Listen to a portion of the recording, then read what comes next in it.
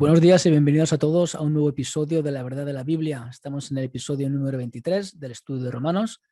Hoy vamos a centrarnos en los versículos 14 y 16 del capítulo 9 de Romanos, porque creo que es interesante poder entender a qué se refiere aquí Pablo cuando menciona tendré misericordia del que yo tenga misericordia. Así que lo que vamos a hacer es recordar lo que vimos la última vez. Estuvimos viendo cómo Pablo hace referencia al dolor de corazón que él tiene por el pueblo judío que se pierde, y también se hace referencia a un pueblo de verdad, que él llama el pueblo de la promesa, con un pueblo que no son hijos de Dios, que es muy parecido a la referencia que él hace en el capítulo 2 de Romanos. Para esto, lo que hace Pablo es poner ejemplos de cómo las promesas de Dios no han fallado, y esto lo hace con ejemplos del Antiguo Testamento, sobre cómo el Señor mantuvo su promesa hecha a Abraham, demostrando que el Señor es siempre quien provee y que su promesa permanece. En ninguno de los ejemplos que pone Pablo de personas individuales se hace referencia a una salvación unilateral e irresistible antes de la fundación del mundo, sino a una elección específica para llevar a cabo su plan salvífico por medio del linaje escogido por Dios. Esto lo dejamos claro y es importante. Y también importante para poder ver lo que significa tendré misericordia de quien tendré misericordia. Así que es importante ver lo que hemos visto hasta ahora, bajo la premisa de que los judíos seguían pensando que las promesas de Dios no habían llegado, porque algunos no reconocían el significado de las promesas y les faltaba conocimiento del significado de ciertas profecías, como por ejemplo que los gentiles también serían incluidos como pueblo del Señor. Pablo les dice que la palabra de Dios no ha fallado, esto lo vemos en el versículo 6, y que Dios ha cumplido sus palabras, junto con las promesas de la adopción, la gloria, el pacto, la promulgación de la ley, el culto y las promesas, cuyo énfasis final y más importante se cumple en la persona de Jesús, de quienes son los patriarcas y de los cuales, según la carne, vino Cristo, como Pablo dice en sus propias palabras, ¿no? El cual es, Jesús es Dios sobre todas las cosas, bendito por los siglos. Pablo, para enfatizar su mensaje, hace una diferencia explicando que estas promesas son para aquellos que son hijos de Dios de verdad, y para esto pone ejemplos del Antiguo Testamento donde enfatiza, uno, que no todos los que descienden de Israel son israelitas; dos, ni por ser descendientes de Abraham son todos hijos, sino que tres, en Isaac te será llamada descendencia, para finalizar, que son los hijos de la promesa que son contados como descendientes. Esto lo vemos en el versículo 6 al 8 del capítulo 9 de Romanos. Pablo quiere enfatizar cómo existen hijos de Dios de verdad y otros que no lo son, aunque lo sean por ascendencia judía. Para esto pone el caso de Isaac, el hijo de la promesa, el que Dios proveyó no por las obras de nadie, como intentaron hacer Abraham con Sara por medio de Agar, sino por medio de Dios, quien es quien llama. Contextualmente, los ejemplos que Pablo pone no indican que la elección de Dios tuviese ninguna connotación soteriológica o de salvación del alma. Esto es evidente porque sabemos que aunque Isaac fuera hijo de la promesa, no todos los descendientes de Isaac eran escogidos para ser salvos. Por el contrario, lo que vimos es que contextualmente el ejemplo mostrado por Pablo tiene que ver con la elección de un linaje por el cual el Mesías iba a venir. De ahí también lo que vimos con Esaú y con Jacob. Sin embargo, Pablo hace uso de estos ejemplos de una manera similar a lo que hizo en Gálatas 4:21 al 31, que también vimos con detalle. De esta manera, ahora Pablo nos explica que todas las promesas se han cumplido en Cristo y por lo tanto todos los que están justificados por Cristo, estos son los hijos de la promesa. Esto Pablo lo hace para defender el caso que ya estaba escrito en el Antiguo Testamento sobre la introducción o la inclusión de los gentiles como hijos de Dios por medio de la promesa, por medio de estar en el Mesías, por medio de estar en Cristo, justificados por fe. Recordemos que en Gálatas 4:21 al 31, Pablo hace una similitud entre Sara y Agar, representando una, la libertad en Cristo, Sara, mientras que la otra, Agar, representaba la ley. De una misma manera, sin embargo, vemos cómo Pablo enfatiza que unos son los hijos de la promesa, mientras que otros son los de la esclava. Así que vamos a leer esta parte ahora, Romanos 9:14 al 18, aunque hoy nos vamos a centrar específicamente en el 14 al 16. ¿Qué pues diremos? ¿Que hay injusticia en Dios? En ninguna manera. Pues a Moisés dice, tendré misericordia del que yo tenga misericordia y me compadeceré del que yo me compadezca. Así que no depende del que quiere ni del que corre, sino de Dios que tiene misericordia. Porque la Escritura dice a Faraón, para esto mismo te he levantado, para mostrar en ti mi poder y para que mi nombre sea anunciado por toda la tierra. De manera que de quien quiere tiene misericordia y al quien quiere endurecer, endurece. Así que nosotros nos vamos a fijar hoy en el 14 al 16. Esto es el énfasis que vamos a hacer hoy en este estudio, estos dos versículos específicamente para entender el contexto de dónde vienen las palabras que cita. Esta parte de Romanos sigue siendo una de las porciones que han generado mucha discusión. Para algunos aquí Pablo sigue hablando de esta elección para la salvación del alma de ciertas personas antes de la fundación del mundo, de esta manera unilateral e irresistible. Sin embargo, como hemos estado viendo hasta ahora, Pablo está utilizando ejemplos del Antiguo Testamento para demostrar al pueblo de Dios que de la misma manera que escogió a unas personas específicas para cumplir sus promesas, que culminarían en el Mesías, de esta misma manera ahora Dios escoge que sus hijos sean aquellos de la promesa. En otras palabras, aquellos que estén justificados por Cristo. Por lo tanto, Pablo habla de que Dios escoge a vasos para cumplir sus promesas y esta idea la lleva relacionada con cómo Dios ahora tiene un pueblo espiritual, sus hijos, y esto lo son por medio de la promesa, por medio del estar en Cristo. Así que Pablo pone ejemplos de personas individuales en el Antiguo Testamento sin connotaciones específicas soteriológicas para demostrar que existen hijos de la promesa e hijos que no son de la promesa. Y esto es importante para entender el paralelismo que Pablo hace para poder comprender y demostrar a las personas de la época, en este caso a estos judíos, que el Señor no es injusto por hacer ahora que el pueblo gentil que esté en la promesa sean hijos de Dios espirituales también. Así que vamos a ver cómo Pablo expone que de la misma manera que no hay injusticia de parte de Dios por escoger ciertas personas y vasos por los cuales las promesas se iban a cumplir, de esta misma manera tampoco nadie puede objetar que Dios acoja ahora como hijos a aquellos que están en la promesa. Y una cosa importante es ver el versículo anterior al que estamos analizando hoy, porque en el versículo 13 es donde dice: como está escrito, a Jacob amé, mas a Esaú aborrecí. Así que esta objeción de qué pues diremos que hay injusticia en Dios, en ninguna manera viene precedida por esta frase: a Jacob amé, mas a Esaú aborrecí. Es inconcebible, bajo el prisma de la elección para la salvación de ciertos individuos antes de la fundación del mundo de una manera irresistible e unilateral, que es lo que algunos piensan que esto significa, que un judío pudiera decir que es injusto de Dios el escoger a Esaú para una supuesta elección a la reprobación.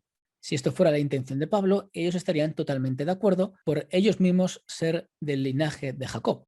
Por lo tanto, jamás se opondrían ni pensarían que la supuesta elección para la reprobación de Esaú, que vemos en el versículo 13, era injusta, sino todo lo contrario, se regocijarían en esta decisión. Esto es para que veáis que esta doctrina que está muy de moda hoy en día de la elección antes de la fundación del mundo para la salvación, etc., no es algo que estaba en la mente de los judíos, si no nadie objetaría, porque estos judíos a los que Pablo habla son descendientes de Isaac. Ellos no podrían objetar a esto. La objeción viene a lo que está intentando hacer Pablo, a este paralelismo espiritual de cómo Dios escoge a aquellos que están en Cristo. Sin embargo, para ellos este tipo de interpretación no es algo ni siquiera imaginable. Según veremos en el contexto del resto del capítulo, con lo que lleva diciendo Pablo también en los primeros capítulos, para el judío era injusto que Dios acogiera como hijos a un pueblo, el gentil, sin haber sido ellos los escogidos para tener la ley de Dios, la adopción, la gloria, el pacto, la promulgación de la ley, el culto, las promesas, ni que para de su linaje llegase el Mesías. Esto recuerda mucho a la palabra de los obreros de la viña en Mateo 20, que podréis leer tranquilamente. Estos judíos, por lo tanto, no concebían la salvación por fe, sino la salvación por obras, como Pablo ha ido indicando desde el principio, como más adelante nos explicará con más detalle. Por ejemplo, en el final del capítulo de Romanos, en el 9:30 al 33, y como hemos visto también al principio del libro. Importante no confundir la interpretación de estos judíos ni las palabras de Pablo con la doctrina que estipula que la Iglesia ha reemplazado al pueblo judío.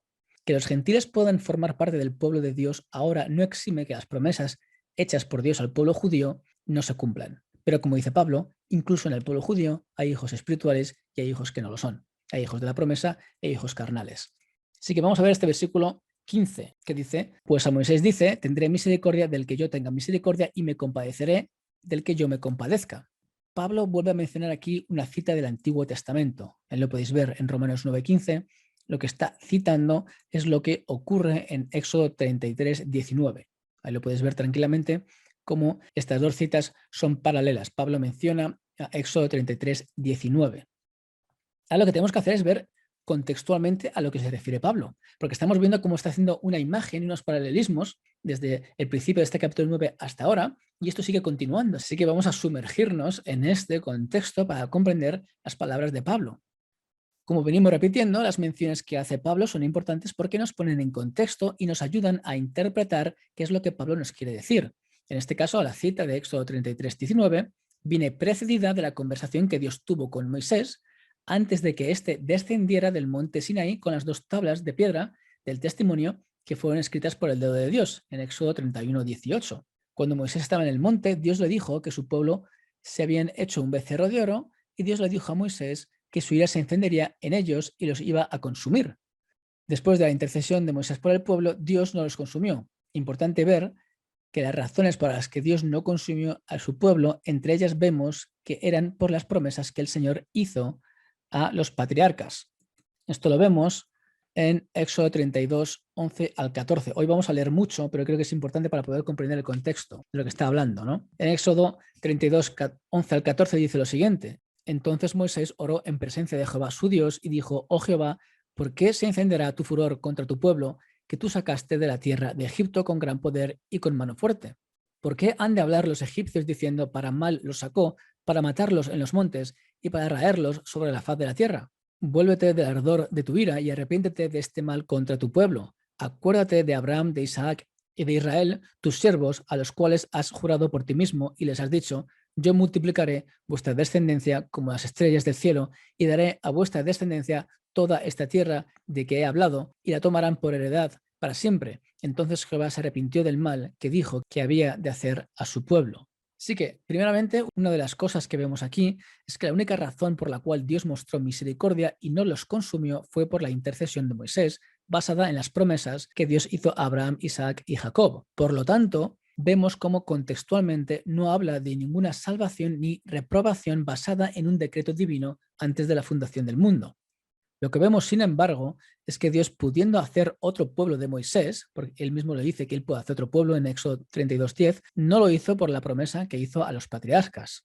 Después de esta oración, vamos a ver lo que pasa después, cuando Moisés desciende al pueblo y ve lo que estaban haciendo. En Éxodo 32:19 al 20 nos dice: y aconteció que cuando él llegó al campamento y vio el becerro y las danzas, ardió la ira de Moisés, y arrojó las tablas de sus manos y las quebró al pie del monte, y tomó el becerro que habían hecho y lo quemó en el fuego y lo molió hasta reducirlo a polvo, que esparció sobre las aguas y lo dio a beber a los hijos de Israel. Después de esto, vemos cómo Moisés actúa y hace pregón para ver quién está a favor de Dios, para que estos infundieran juicio. En Éxodo 32, 25 a 29 lo vemos, y viendo Moisés que el pueblo estaba desenfrenado, porque Aarón lo había permitido para vergüenza entre sus enemigos, se puso Moisés a la puerta del campamento y dijo: ¿quién está por Jehová? Júntese conmigo. Y se juntaron con él todos los hijos de Leví. Y él les dijo: así ha dicho Jehová, el Dios de Israel: poned cada uno su espada sobre su muslo, pasad y volved de puerta a puerta por el campamento y matad cada uno a su hermano y a su amigo y a su pariente. Y los hijos de Leví lo hicieron conforme al dicho de Moisés, y cayeron del pueblo en aquel día como 3000 hombres. Entonces Moisés dijo: hoy os habéis consagrado a Jehová, pues cada uno se ha consagrado en su hijo y en su hermano, para que él dé bendición hoy sobre vosotros. Una cosa importante del contexto nos sugiere que las personas que estas levitas mataron fueron aquellos específicamente que activamente adoraron al becerro. Importante ver cómo el pecado era tan grave que Dios iba a raer a todo el pueblo, no solo a las personas que idolatraron, sino a todo el pueblo. Esto es porque la promesa de la bendición a las naciones no era una broma y tenía que ser cumplida por un pueblo que buscase al Señor.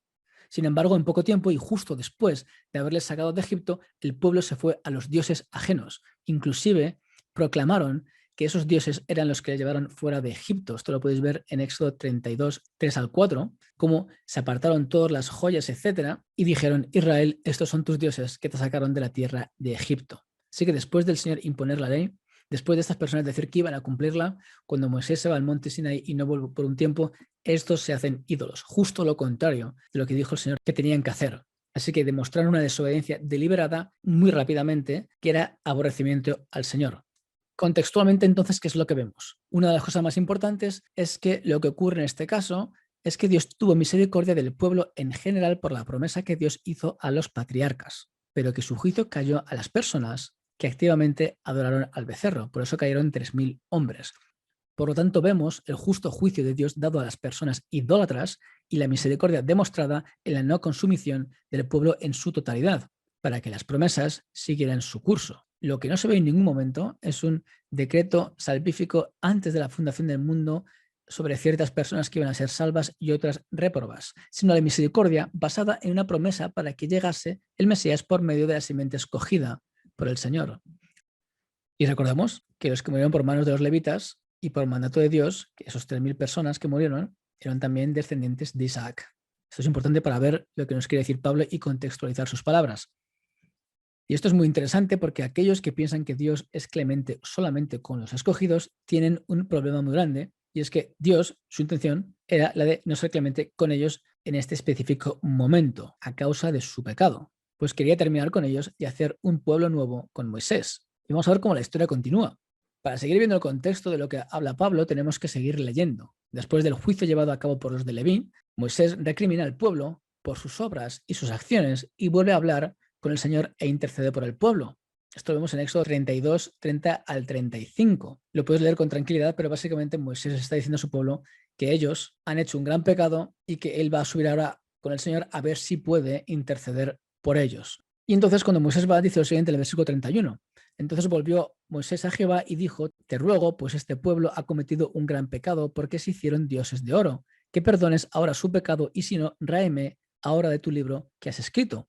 Y Jehová respondió a Moisés, al que pecare contra mí, a este raeré de mi libro. Ve pues ahora, lleva a este pueblo a donde te he dicho, he aquí mi ángel irá delante de ti, pero en el día del castigo yo castigaré en ellos su pecado. Y Jehová hirió al pueblo, porque habían hecho el becerro que formó Aarón. Así que vemos cómo Moisés intercede, pero el Señor está diciendo que él va a borrar de su libro al que pecare contra él. Esto es importante para entender el concepto que nos quiere decir aquí también Pablo, especialmente porque no rae a aquella persona que no está en el libro antes de la fundación del mundo, etcétera, sino al que pecare, yo raeré. Esto es importante para entender que estos conceptos que se hablan mucho hoy en día no estaban en los textos que vemos en el Antiguo Testamento. ¿Vale? Son cosas, son ideas que se han añadido después, pero que originalmente ahí no las vemos, ¿vale? Y después de esto, ¿qué vemos? Vemos como el Señor le dice a Moisés que él ya no va a estar con el pueblo, sino que va a enviar a su ángel, porque si él estuviese con el pueblo los consumiría. Y esto lo vemos en Éxodo 33, 1 al 3. Dice, y yo enviaré delante de ti el ángel y echaré fuera al cananeo y al amorreo, al eteo, al fereceo, al ebeo y al jebuseo, pero yo no subiré en medio de ti porque eres pueblo de dura cerviz, no sea que te consuma en el camino. Así que las palabras de Dios eran graves, y esto entristeció al pueblo, que se vistió de luto, y se quitaron los atavíos, que son adornos y joyas, y veremos un poco más acerca de esto después. Y esto fue causado por las palabras que Dios dijo a Moisés. ¿Y qué hizo el pueblo? En el 4 al 6 donde dice lo siguiente, y oyendo el pueblo esta mala noticia, se vistieron de luto, y ninguno se puso sus atavíos, porque Jehová había dicho a Moisés, di a los hijos de Israel, vosotros sois pueblo de dura cerviz, en un momento subiré en medio de ti y te consumiré, quítate pues ahora tus atavíos, para que yo sepa lo que te he de hacer. Entonces los hijos de Israel se despojaron de sus atavíos desde el monte Horeb. Estos atavíos es importante porque es un tipo de joya, ¿no? Un tipo de adornos y de joyas, ¿no? Y que son muy posiblemente de aquellos sacaron de Egipto. Recordemos que cuando se fueron de Egipto, las personas le dieron sus joyas, etc. También es importante recordar que algunas de estas fueron utilizadas para hacer el becerro que hizo Aarón, ¿no? Pero Dios nos dice que se las quiten ahora, y esto a la razón pueden ser por muchas razones, pero una de ellas puede ser como una manera de castigo para recordarles a ellos que Dios fue quien les dio estos atavíos y no estos dioses, y que Dios fue quien les sacó de Egipto y no esos dioses. También puede ser como una manera de hacerles que no se hiciesen ídolos, ¿no? Y una tercera opción que también puede haber es que el Señor sea una forma de demostrarles el divorcio que hubo con ellos. Y recordemos que estos atavíos después fueron utilizados para la ofrenda para construir el tabernáculo, en Éxodo 35, 20 al 29. Después de esto que ha pasado, vuelve otra vez Moisés a hablar con el Señor y cómo esta intercesión hace que el Señor restaure esta relación. Entonces vamos a ver cómo ahora intercede Moisés en el 33, 12 al 23. Y dijo Moisés a Jehová, mira, tú me dices a mí, saca este pueblo, y tú no me has declarado a quién enviarás conmigo. Sin embargo, tú dices, yo te he conocido por tu nombre y has hallado también gracia en mis ojos. Ahora pues, si he hallado gracia en tus ojos, te ruego que me muestres ahora tu camino para que te conozca. Y haya gracia en tus ojos, y mira que esta gente es pueblo tuyo. Y él dijo, mi presencia irá contigo y te daré descanso. Y Moisés respondió, si tu presencia no ha de ir conmigo, no nos saques de aquí. ¿Y en qué se conocerá aquí que he hallado gracia en tus ojos yo y tu pueblo, sino en que tú andes con nosotros y que yo y tu pueblo seamos apartados de todos los pueblos que están sobre la faz de la tierra?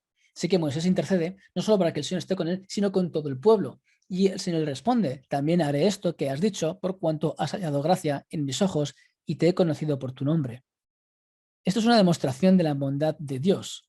Por eso Dios lo dice justo después, en el versículo 18, él entonces dijo, te ruego que me muestres tu gloria. Y le respondió el Señor, yo haré pasar todo mi bien delante de tu rostro y proclamaré el nombre de Jehová delante de ti y tendré misericordia del que tendré misericordia y seré clemente para con el que seré clemente. Así que estamos viendo aquí cómo el Señor empieza a hablar de su clemencia y de su misericordia justo en este momento. Y esta es la cita que Pablo menciona en Romanos 9. Así que, ¿qué hemos visto hasta ahora? Dios muestra su juicio contra los idólatras, pero muestra su clemencia al pueblo por amor a la promesa suya que hace a los patriarcas. Ahora bien, cuando dice, y tendré misericordia, del que tendré misericordia y seré clemente para con el que seré clemente, vemos que aquí está haciendo una declaración y esta declaración es con la petición de Moisés de que la presencia del Señor fuera también con el pueblo. Y recordemos también que justo antes de esto, el pueblo, después de escuchar las palabras del Señor, se enlutó y todo el pueblo adoraba a Dios cuando Moisés entraba en el tabernáculo. Esto lo podéis ver en Éxodo 33:10. Así que también vemos un cambio en el pueblo que está mal, que está de luto y que adora al Señor.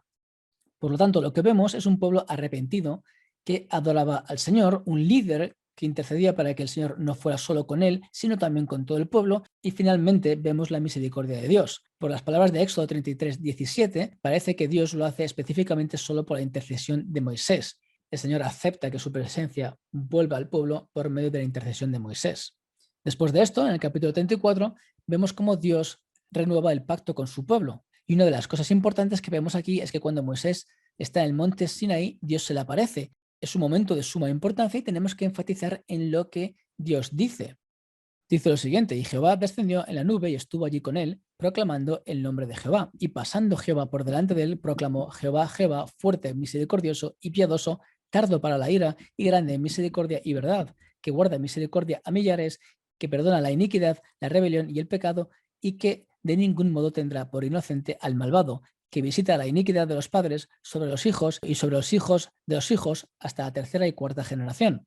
Entonces Moisés, apresurándose, bajó la cabeza hacia el suelo y adoró, y dijo, si ahora, Señor, he hallado gracia en tus ojos, vaya ahora el Señor en medio de nosotros, porque es un pueblo de dura cerviz, y perdona nuestra iniquidad y nuestro pecado, y tómanos por tu heredad. Y el Señor contestó, he aquí yo hago pacto delante de todo mi pueblo, haré maravillas que no han sido hechas en toda la tierra, ni en nación alguna, y verá todo el pueblo en medio del cual estás tú, la obra de Jehová, porque será cosa tremenda la que yo haré contigo. Así que vemos cómo el Señor se presenta y dice específicamente esto, que eres fuerte, misericordioso, piadoso, tardo para la ira y grande en misericordia, y que guarda misericordia a millares, y que perdona la iniquidad, la rebelión y el pecado. Pero mira lo que dice, que ningún modo tendrá por inocente al malvado. Y luego vemos cómo Moisés intercede, un pequeño paréntesis para que veamos cómo un siervo del Señor tiene que interceder, tiene que arrodillarse y tiene que hablar de esta forma, si he hallado gracia ante tus ojos, sabiendo que el Señor es quien gobierna y nosotros no, en vez de como algunos hacen hoy en día, que es le dan al Señor órdenes. Esto está fuera de lugar, tenemos que llegar al Señor como siervos y no como señores. Así que vemos cómo el Señor renueva el pacto y cómo Él es misericordioso y todos los atributos que Él pone, pero también como dice que el Señor visitará también la iniquidad de los malvados, ¿no? Así que este tipo de manera de ser del Señor la vemos en otras partes en la Biblia. Por ejemplo, en Deuteronomio 8, 11 al 20, que se trata de las palabras de Moisés que dio al pueblo, a esta segunda generación que iba a heredar la tierra prometida, dice otra vez lo siguiente. Cuídate de no olvidarte de Jehová tu Dios para cumplir sus mandamientos, sus decretos y sus estatutos que yo te ordeno hoy. No suceda que comas y te sacies y edifiques buenas casas en que habites, y tus vacas y tus ovejas se aumenten, y la plata y el oro se te multipliquen, y todo lo que tuvieses se aumente, y se enorgullezca tu corazón, y te olvides de Jehová tu Dios, que te sacó de la tierra de Egipto, de casa de servidumbre, que te hizo caminar por un desierto grande y espantoso, lleno de serpientes ardientes y de escorpiones y de sed, donde no había agua, y él te sacó agua de la roca del pedernal, que te sustentó con maná en el desierto, comida que tus padres no habían conocido, afligiéndote y probándote para a la postre hacerte bien. Y digas en tu corazón, mi poder y la fuerza de mi mano me han traído esta riqueza. Sino acuérdate de Jehová tu Dios, porque él te da el poder para hacer las riquezas, a fin de confirmar su pacto que juró a tus padres, como en este día. Mas si llegares a olvidarte de Jehová tu Dios y anduvieres en pos de dioses ajenos y les sirvieres y a ellos te inclinares, yo lo afirmo hoy contra vosotros, que de cierto pereceréis. Como las naciones que Jehová destruirá delante de vosotros, así pereceréis, por cuanto no habréis atendido a la voz de Jehová vuestro Dios. Así que vemos cómo está claramente enfatizando el Señor para este pueblo, también descendientes de Isaac, como el anterior que no heredó la tierra prometida, cómo él iba a retribuir a sus hijos si no actuaban como él querían y si lo olvidaban, iban a tener la misma retribución que los otros pueblos iban a tener. Así que vemos cómo el Señor está demostrando su forma de ser a su pueblo. Esto es importante tenerlo en nuestra cabeza. Así que, según el carácter de Dios, lo que estamos viendo hasta ahora es cómo Él es clemente con los que se arrepienten y justo con los rebeldes y obstinados. En el caso de Moisés y el pueblo de Israel, su ira se encendió contra los idólatras, pero perdonó al pueblo por causa de su promesa. Luego dijo que él no iría con su pueblo y tuvo clemencia de ellos por la oración de Moisés. Aún así, el pueblo demostró una conducta de luto y adoración y una demostración de arrepentimiento, y al final el Señor fue con ellos. Todo esto, uno, para cumplir sus promesas y traer la bendición a las naciones, y dos, después de que el pueblo hubiera desobedecido a los mandamientos que le dio el Señor en el capítulo 20, cuando le da las órdenes de cómo hacer. De hecho, vemos cómo en el capítulo 34 de Éxodo se nos habla de la misericordia de Dios y demás cosas. Esto nos hace pensar qué nos dice la Biblia sobre quién es Dios y sobre quién Él es clemente y misericordioso. ¿Y qué nos quiere decir Pablo ahora con lo que vemos en Romanos 9? Lo más importante a la hora de analizar un texto es ver lo que está diciendo y lo que no está diciendo. Aquí lo primero que vemos es que Pablo dice lo que Dios le dice a Moisés, que tendrá misericordia del que tenga misericordia y que será clemente de quien sea clemente. Importante y crucial el no inferir del texto algo que no existe, algo que está carente. Por ejemplo, sería un grave error interpretativo inferir que Dios no tiene misericordia de un supuesto pueblo reprobado antes de la fundación del mundo, que está compuesto por la mayoría de la humanidad. Otra cosa importante es que Dios dice, tendré misericordia del que tendré misericordia y seré clemente para con el que sea clemente. Es un pequeño énfasis porque no nos está diciendo de quién no será clemente ni de quién no tendrá misericordia, aunque esto lo podríamos inferir de una manera indirecta. Entonces lo que tenemos que hacer ahora es ver de quién tiene el Señor misericordia. Por ejemplo, en Éxodo 20, 5 al 6 dice lo siguiente, y hago misericordia a millares a los que me aman y guardan mis mandamientos. Si lees el versículo 5, dice lo siguiente, no te inclinarás a ellas ni las honrarás porque yo soy Jehová tu Dios, fuerte celoso, que visito a la maldad de los padres sobre los hijos hasta la tercera y cuarta generación de los que me aborrecen. Así que directamente vemos de quién tiene el Señor misericordia, los que le aman y guardan sus mandamientos, e indirectamente vemos de quién no tiene misericordia, aquellos que aborrecen al Señor y que son idólatras, etc. ¿Vale? Así que podemos ver de quién tiene misericordia el Señor, a los que aman y guardan sus mandamientos. Más adelante en Deuteronomio, cuando la ley se vuelve a repetir, cuando Moisés recuerda los 10 mandamientos, lo vuelve a repetir. De igual manera, porque yo soy Jehová tu Dios fuerte, celoso, que visito la maldad de los padres sobre los hijos hasta la tercera y cuarta generación de los que me aborrecen y que hago misericordia a millares a los que me aman y guardan mis mandamientos. Así que, otra vez, de forma directa, vemos a quién tiene el Señor misericordia, a los que le aman y guardan sus mandamientos, y a los que no tienen misericordia de una manera indirecta, a los que aborrecen al Señor.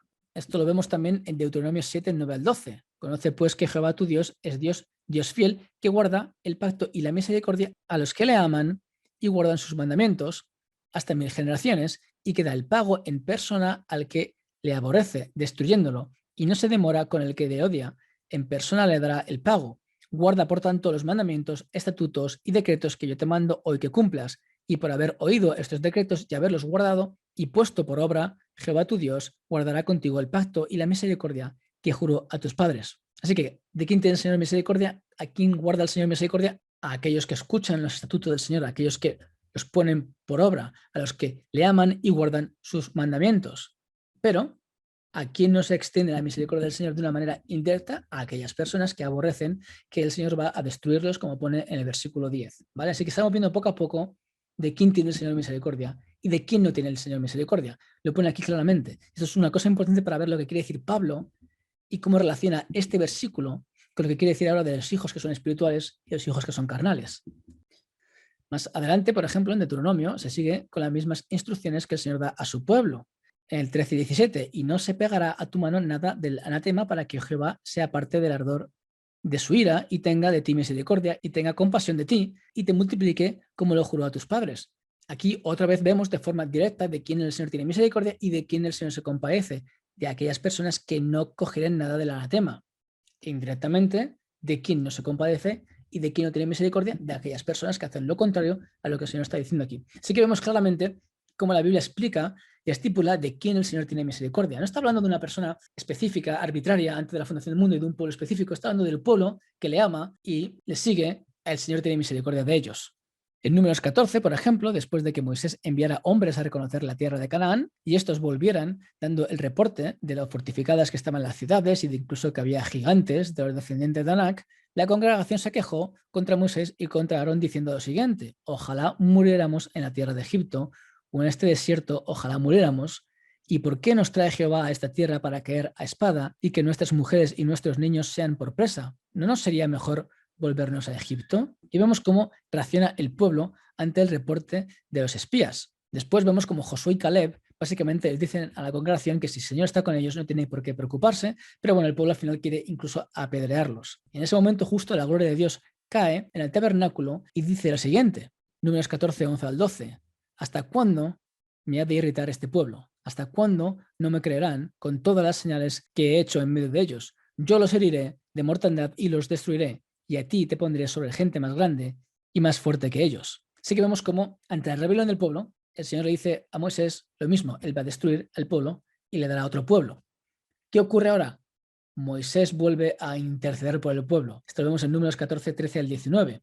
Y dice Moisés a Jehová, lo oirán luego los egipcios, porque de en medio de ellos sacaste a este pueblo con tu poder, y lo dirán a los habitantes de esta tierra, los cuales han oído que tú, oh Jehová, estabas en medio de este pueblo, que cara a cara aparecías tú, oh Jehová, y que tu nube estaba sobre ellos, y que de día ibas delante de ellos en columna de nube, y de noche en columna de fuego, y que has hecho morir a este pueblo como a un solo hombre, y las gentes que hubieran oído tu fama hablarán diciendo, por cuanto no pudo Jehová meter este pueblo en la tierra del cual les había jurado, los mató en el desierto.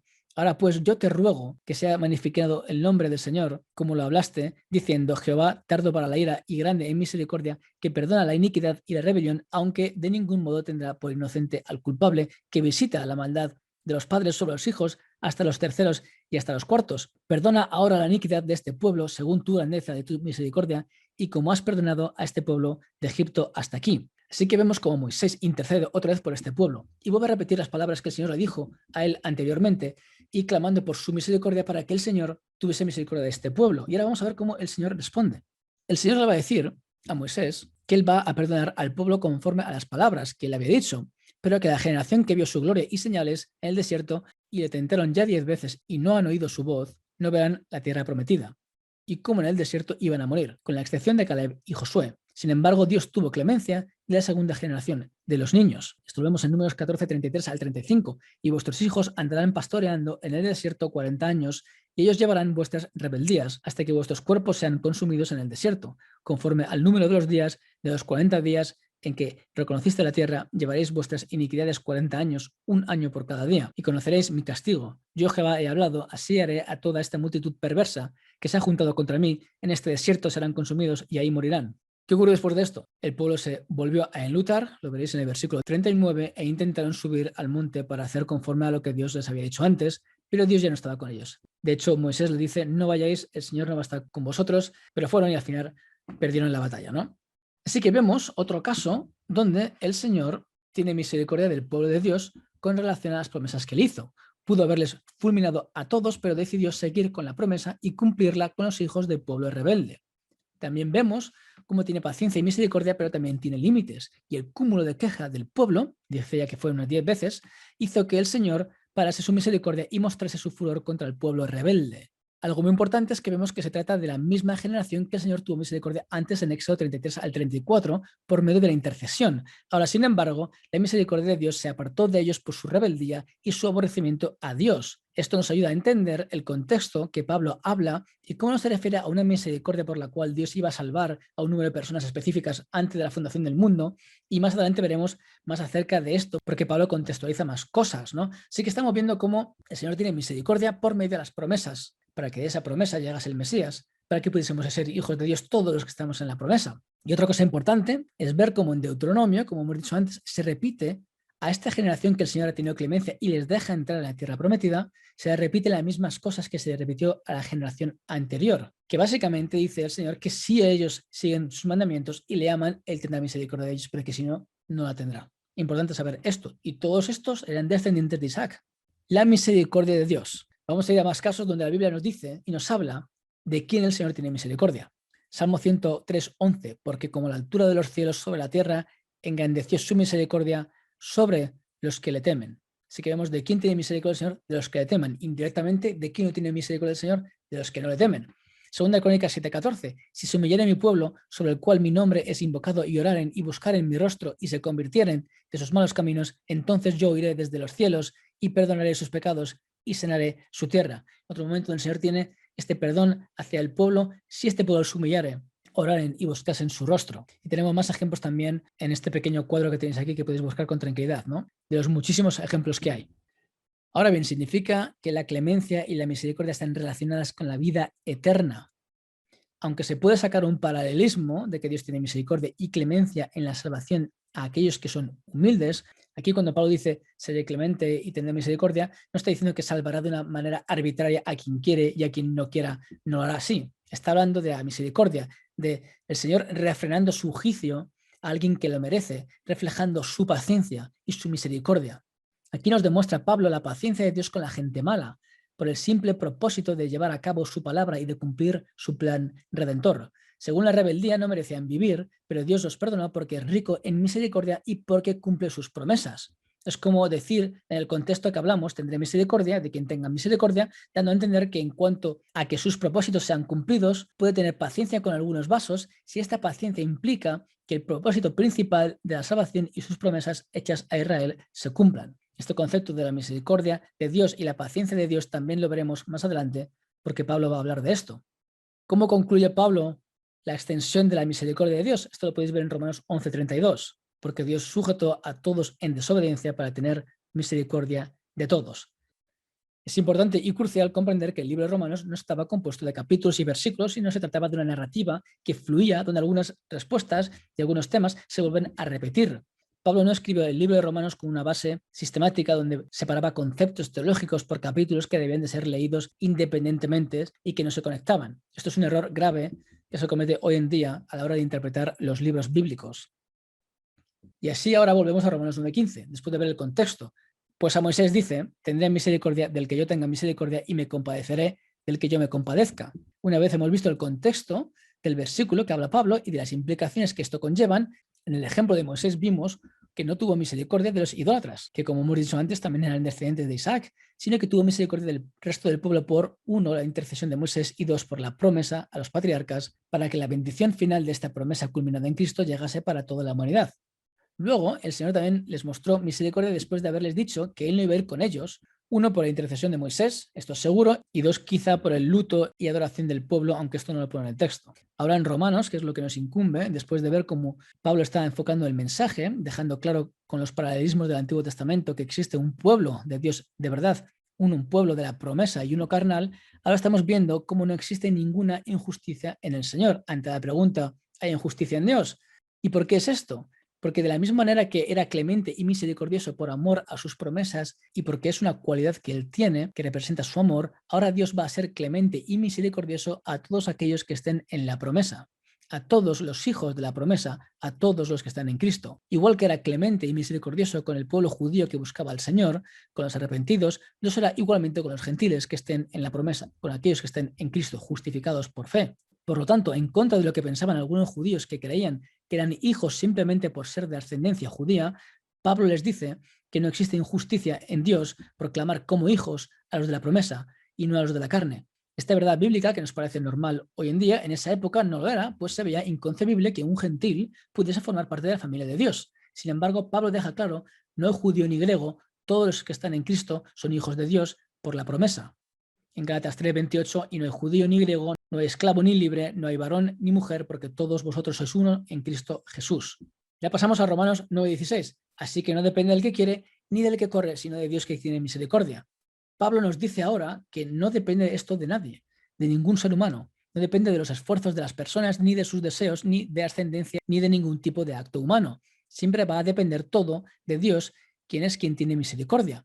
Después de los ejemplos que hemos visto, ya entendemos de quién Dios tiene misericordia. No se trata, por lo tanto, de un acto metafísico por el cual Dios escogió a unas personas antes de la fundación del mundo para que fueran salvas de una manera unilateral e irresistible. Estos conceptos están ausentes del texto. El testimonio de la Biblia nos habla de quién Dios tiene misericordia de una manera clara. Por lo tanto, los planes de Dios no los va a truncar nadie. Las promesas del Señor tampoco. Dios va a cumplir sus promesas y estas están basadas en su misericordia. Contextualmente, vimos cómo la promesa del Mesías se iba a cumplir de todas maneras. Dios es el que tiene el control y nadie más. No hay hombre ni mujer que vaya a estropear sus planes. El Mesías iba a venir al mundo incluso si los judíos desobedecían, incluso si eran duros de cerviz. Vemos lo que dice aquí en Romanos 11, 30 al 32, pues como vosotros también en otro tiempo eres desobedientes a Dios, relacionado con los gentiles, pero ahora habéis alcanzado misericordia por la desobediencia de ellos, los judíos, así también estos, los judíos, ahora han sido desobedientes para que por la misericordia concedida a vosotros, ellos también alcancen misericordia, porque Dios sujetó a todos en desobediencia para tener misericordia de todos. Y luego veremos más conceptos que Pablo utiliza para reforzar estos puntos, ¿no? Como el ejemplo de Jeremías, etc. Así que, ¿qué hemos visto hoy? No existe injusticia en Dios. Él hace misericordia a quien quiere y se compadece de quien quiere. Y la Biblia nos dice exactamente de quién tiene el Señor misericordia y por qué. Así que Él va a tener misericordia de aquellos que le sirven. Él va a hacer misericordia con el pueblo gentil y les aceptará como pueblo suyo por medio de la promesa. De la misma manera, el pueblo judío no son pueblo de la promesa por el mero hecho de haber nacido en un hogar de ascendencia judía, sino que son hijos de Dios también por el medio de la promesa. Esto es por medio de aceptar al Mesías, al Cristo. Y bueno, hermanos, con eso terminamos el estudio de hoy. Espero que haya podido ser de ayuda.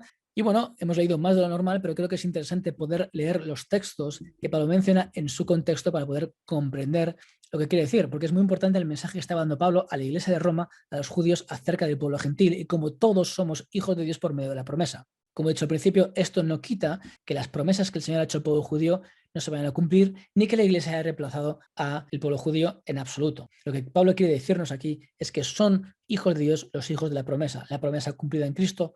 Todos los que están en Cristo Jesús son hijos de Dios. Así que con eso terminamos y la semana que viene más, muchas bendiciones.